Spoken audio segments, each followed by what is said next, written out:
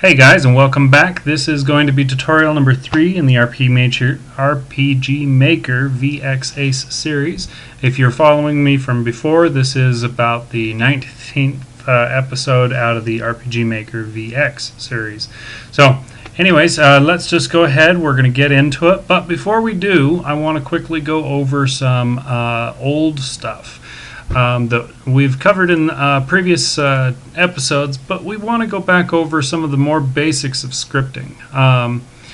And as part of that, we just want to quickly go back and review some of the basics of the language, understanding the difference of what our different types of variables are, how we define them, things along those lines. So to very quickly recap, we've got globals, which start with a $sign. Let me go ahead and zoom in here just a little bit so it's a little bit easier for you to see.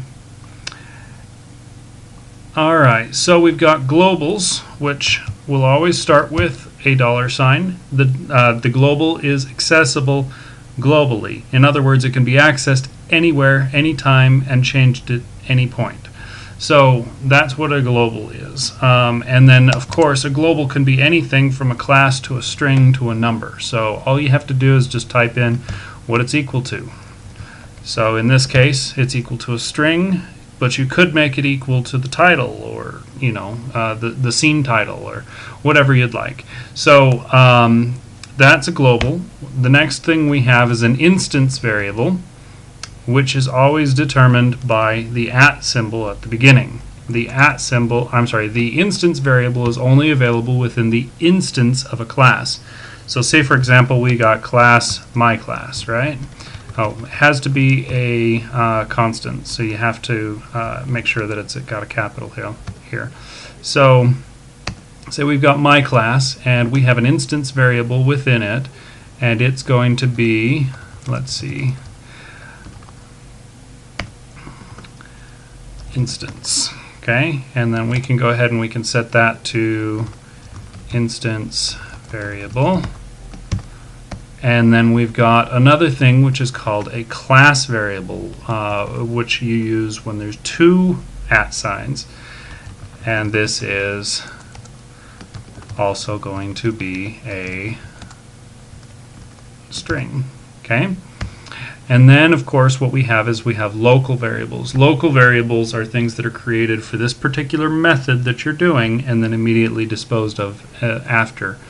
So a example is that it has to be lowercase, and then that it has to be, well, it's just got to be lowercase, pretty much. So let's just go ahead and put local var, all right? Now we'll go ahead and type in local var. Okay. Now, from our my class, we now have instance, class var, local var, and then we have our global up here. So these are your main types of variables in Ruby. Now these things here are going to be used in and out of everything you do in RPG Maker through RGSS, RGSS2 or RGS3. The only difference between 1, 2, and 3 as far as RGSS is simply how the default scripts over here are all formulated. But otherwise, it's all still the same basic Ruby language. So if you understand Ruby, then it won't matter whether it's RPG Maker XP or RPG Maker VXAce or whatever. So let's go ahead now. So now we've defined a class called my class. Oh, I forgot one variable type, and that is a constant. Now a constant is a variable that is constant. It is created once, and then it's never reassigned. So what you do is you can go ahead and it can be for within a particular class, or so on. In the case of classes, classes are constants. That's why they have to be capitalized when you define a class. Otherwise, it won't be able to locate it because it'll think that it's a local variable.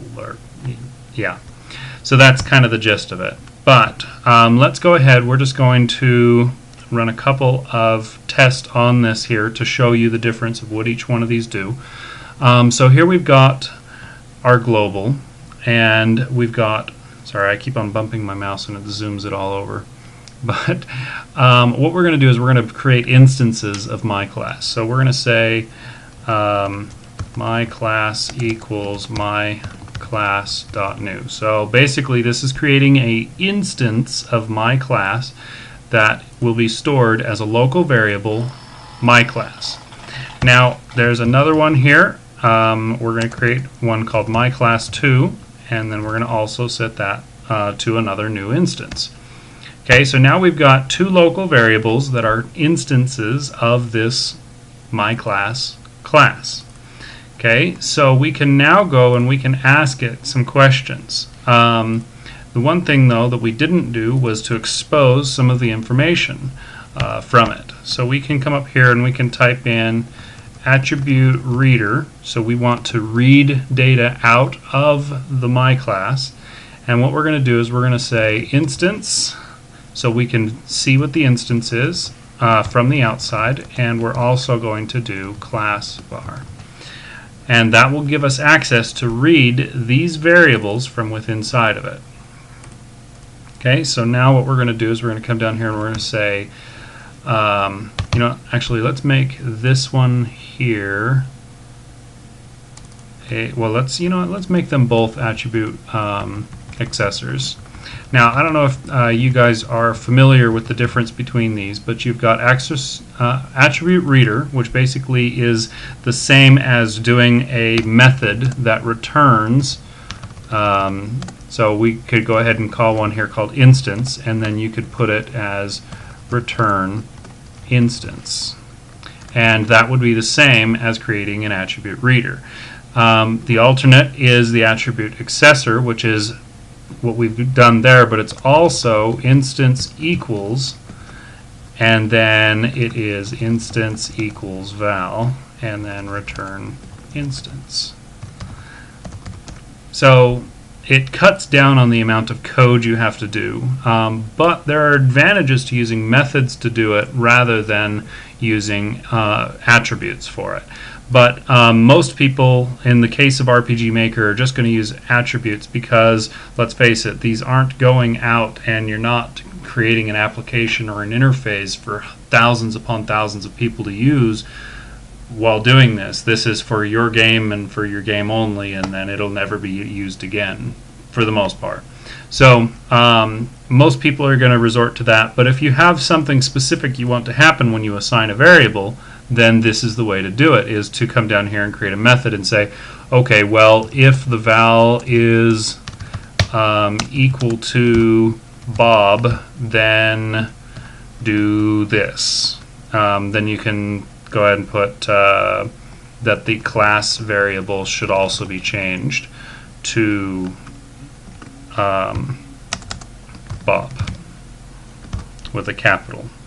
Okay, so what we'll do is we will, oops, now I'm getting a little too used to C# that I'm forgetting to put my ends on things, but you need to make sure that you always put an end on it, otherwise you'll get a syntax error when it gets down here to it. It's going to get to here, and then it's going to be like, alright, well, I need another end. There isn't one, and I've reached the very end of the script. So just anytime you get a syntax error, it's always because you left something open or you're trying to open something new when it cannot be opened. So let's go ahead and say my class.instance equals Bob. And then we're going to print my class dot instance, and then we're going to print my class2 dot instance.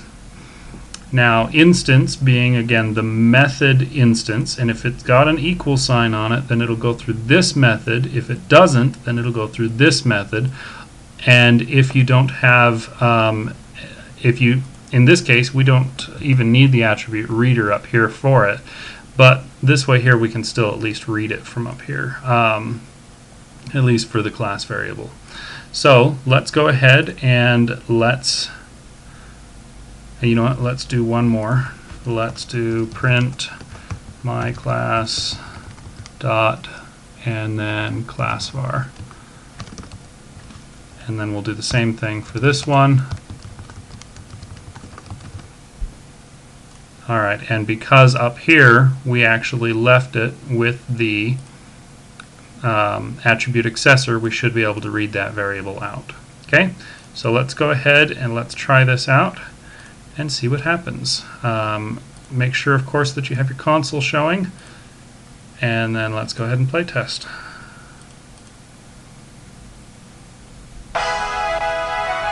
Alright, so we see Bob up there, but that is it. It didn't show us anything else. It should have showed us more information about. So that would have been the first one. This one here should have initialized that one. See, this is always the fun part, is trying to figure out why or where it went wrong. It probably crashed when doing this one. What we'll do is we're actually going to take this one out, and we're just going to create a method for it and make sure that we're doing it properly here. So let's do class var, and then we'll just return class var like that. Okay, scroll down here, apply that. Let's run it uno mas. Alright, so here we see Bob, and then there's Bob again with a capital and then another capital. Now, why did we see two Bobs, but let's see, so we saw lowercase Bob, which of course set the class variable for Bob as capital Bob, and that's why we got that. And if you want to make sure that they all go to a new line, you put this \n on them. And then we can do that down here too. And let's go ahead and we'll run it again here. I'm guessing that this instance method here is just not returning our instance properly. That's my only thought on what's going on, why it's not printing it the third time or the fourth time. But let's just go ahead and try that out one more time. Alright, so we got Bob and then two greater Bobs. Now the reason why you got two Bobs is because, two uppercase, is because this class variable is shared amongst all instances. So if you set the instance in my class to, Bob in this case, then it sets the class variable to uppercase Bob, which means that both my class and my class 2 for the class variable will maintain that uppercase variant. So with that being the case, then you'll see more of that. But then if you ever tried to access the local variable, then it won't let you access it unless you're doing your print from within here, because otherwise it's not accessible, because out here you've already run the initialize and it's gone.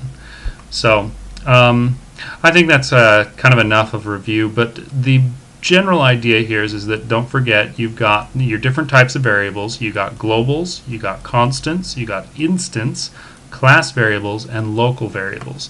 And the local, of course, are going to be only for the duration of this method. As soon as it hits the end, it is destroyed.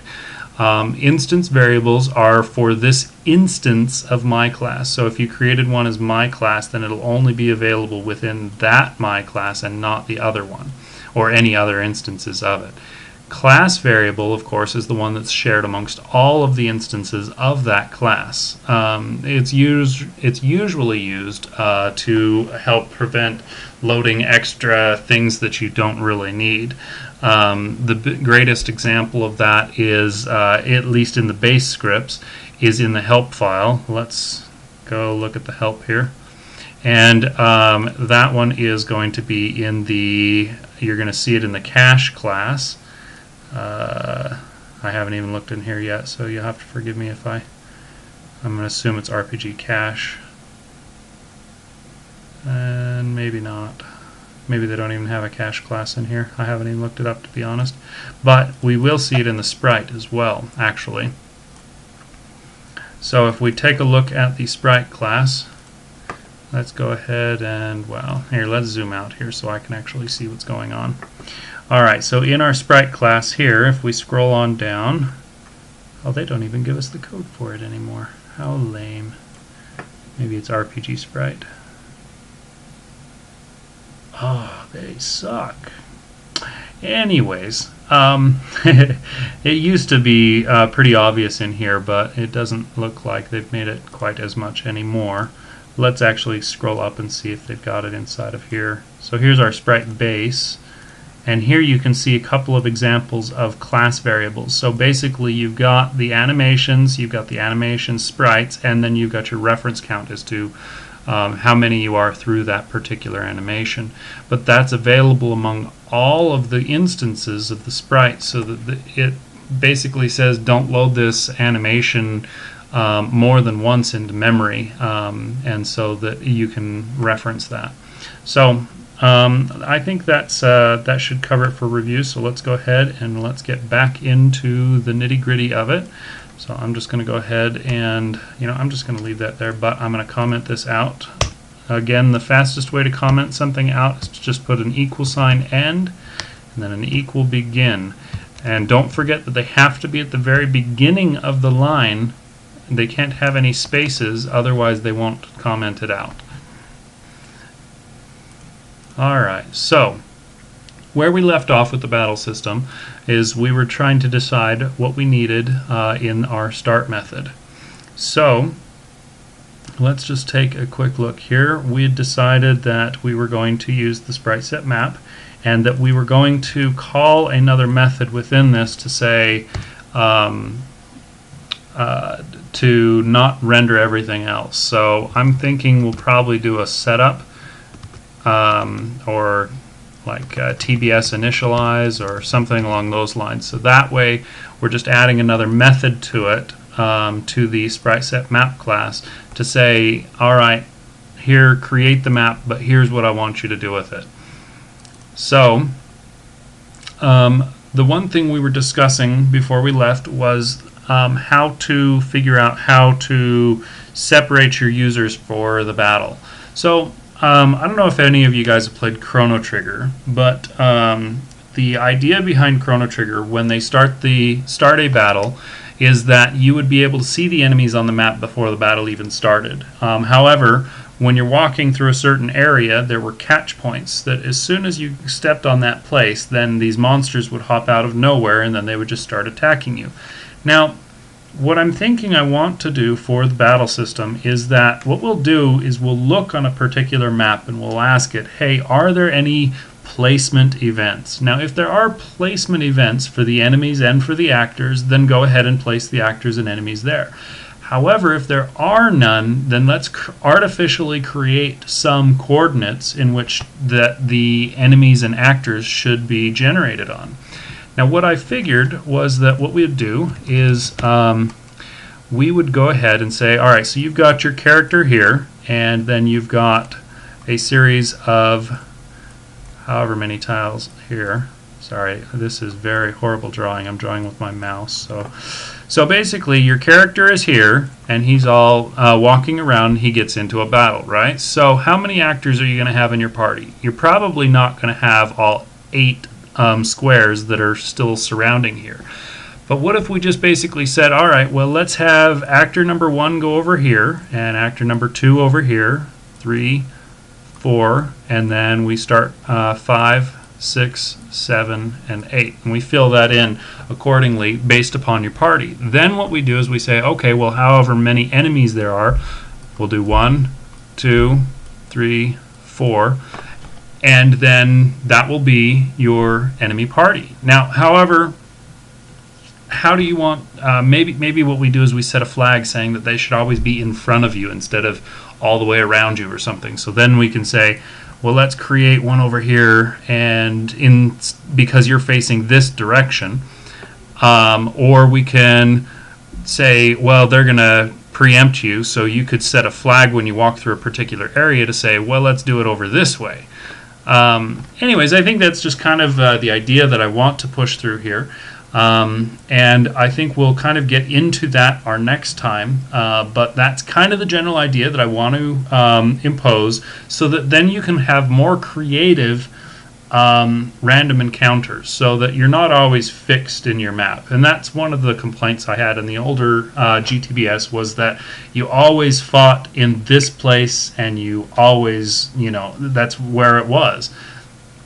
So by doing this, we can take your character and we can separate him out and do your placement for each of the characters, and then we can place your enemies over here or over here, ahead or behind you, or surround you, based upon some sort of parameter that you set when you open the map, that you could control via